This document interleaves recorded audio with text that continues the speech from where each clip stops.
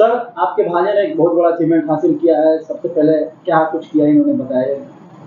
देखिए, मेरी अपनी मौसी बहन का ये बेटा है और खुशी की बात है कि हम लोग के ख़ानदान में ये काफ़ी मेहनत करके आईआईटी में अंडर 600 रैंक लाकर आईआईटी मद्रास में इसने एडमिशन लिया।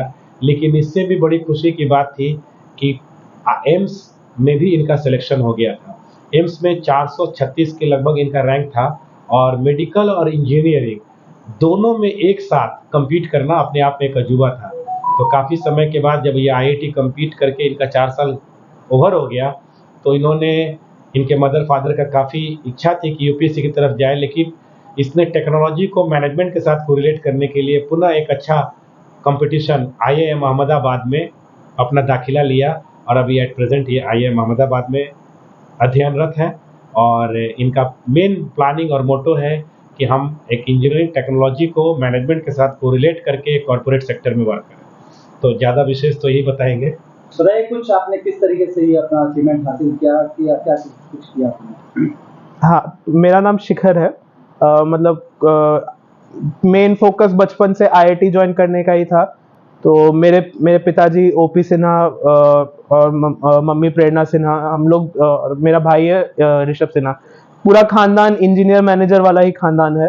तो घर से हमेशा था कि हाँ, इंजीनियर बनना है, आईआईटी बनना है, आईआईटी जाने का एक सपना हमेशा रहता है। तो हम लोग उसको साकार करने में लगे हुए थे और भगवान की कृपा से वो 12th के बाद क्लियर हो गया। तो बस यही है।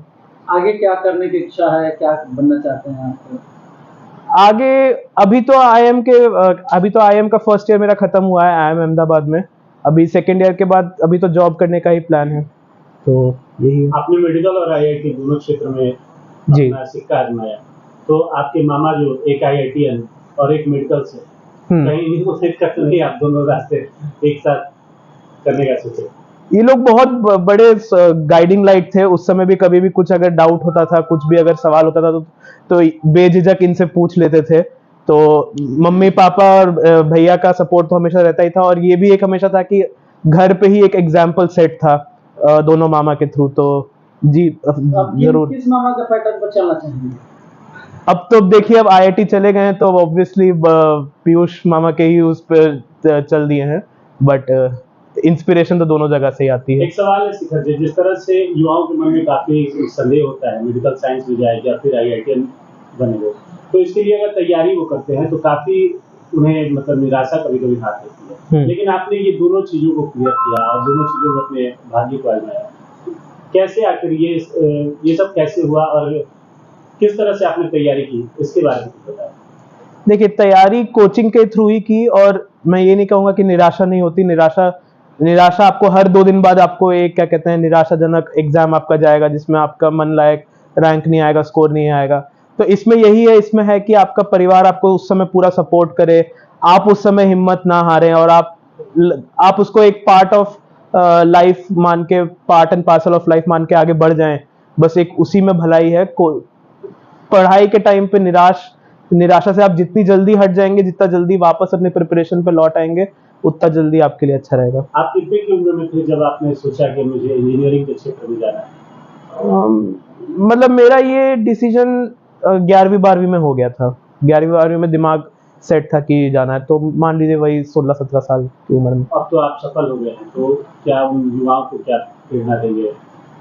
युवाओं से यही कहेंगे कि आपको जो मन करे वो करिए। देखिए, ये नहीं कि कोई आईआईटी चला गया है या कोई एम्स चला गया है या कोई आईएम चला गया है तो आपके लिए भी वही सही रास्ता है। आपका सही रास्ता हो सकता है कॉमर्स में हो, आपका सही रास्ता हो सकता है आईआईटी में हो। तो उसको जितना जल्दी आप थोड़ा समय लेके पहचान लीजिए, अपना जो भी आपका गंतव्य स्थान है, जो भी आपको लगता है कि आपके स्किल्स के सबसे ज्यादा मैच कर रहा है, वो आइडेंटिफाई करिए, अपने पेरेंट्स के साथ डिस्कस करिए। क्योंकि आपको अभी लग रहा है वो आपसे कम से कम दुगना उम्र के होंगे और वो आपको ज्यादा अच्छे से गाइड कर पाएंगे, ज्यादा दुनिया देखे हुए हैं। इन सब के साथ डिस्कस करके फिर फाइनल डिसीजन लीजिए और उसके बाद फिर उस पे क्या कहते हैं दृढ़ता से फोकस करिए। ज्यादातर देखा जाता है कि 9th-10th लड़के करते हैं, तो उसके बाद उनके मन में होता है कि हम आईआईटी करेंगे, एनआईटी में जाएंगे या फिर हम मेडिकल में जाएंगे। तो लेकिन जब 11th-12th करते हैं वो, उसके बाद जब उनका समय आता है ये सब करने का, तो उस समय उनको निराशा हाथ लगती है और वो फिर जनरल कंपटीशन में आ जाते हैं। तो ऐसे युवाओं से क्या करेंगे, किस तरह से वो अपना एम फोकस करें, किस तरह से अपने एम को मतलब लक्ष्य को भेदे, इसके लिए क्या? देखिए, अगर आईआईटी या एम्स अगर आपका नहीं होता है, कहीं और भी होता है, कोई बात नहीं, सीट लिमिटेड है, जरूरी नहीं है कि सबका हो ही जाएगा।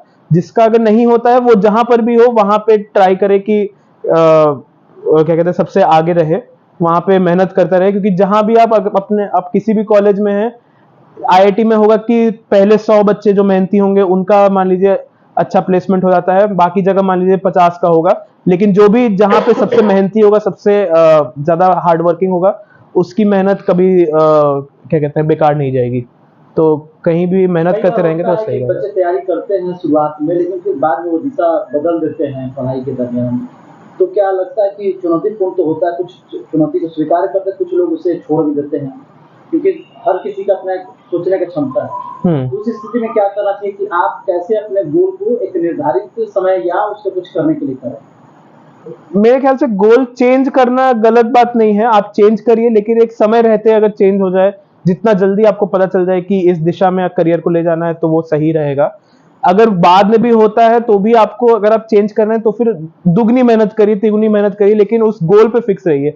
आप गोल चेंज करके पता चला दोनों गोल छोड़ दिए, तब दिक्कत है। पेरेंट्स और गार्जियन का भी काफी प्रेशर होता है कि हाँ। आप इस क्षेत्र में जाए, तो क्या इस तरह से आपने कुछ झेला था या फिर? नहीं, मेरे पेरेंट्स इनफैक्ट यही है कि मेरे पेरेंट्स भगवान की कृपा से काफी सपोर्ट किए मेरे इंजीनियरिंग के भी डिसीजन को और मेडिकल पढ़ने के ख्वाब को भी। तो उस हिसाब से मेरे पेरेंट्स काफी सपोर्टिव थे। कितने देर आप पढ़ाई करते थे कुछ? दिन में मिनिमम 10-12 घंटे, मैक्सिमम 16-16, 18-18 घंटे भी किए हैं। सबसे ज्यादा इम्पोर्टेंट सवाल, कितने देर मोबाइल यूज करते हैं?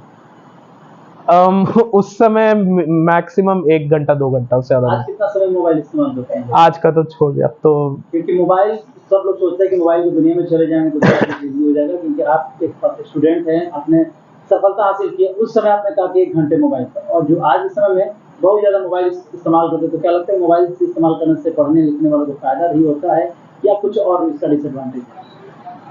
अगर आप मॉडरेशन में यूज करेंगे, कम यूज करेंगे, तो वो एक एंटरटेनमेंट बन जाएगा। अगर वो आपकी पढ़ाई को क्या कहते हैं, इंटरफेयर ज्यादा करेगा, तो वही एंटरटेनमेंट से डिस्ट्रैक्शन बन जाएगा।